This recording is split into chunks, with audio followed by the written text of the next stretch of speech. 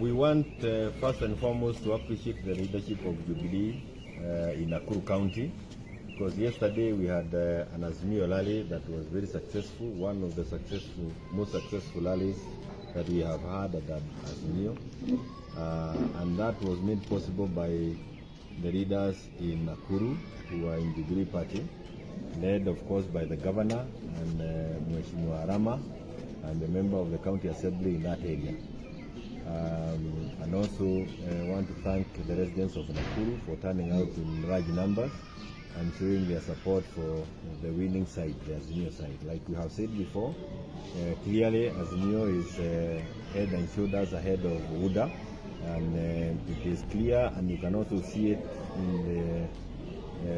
from the faces and the utterances of UDA.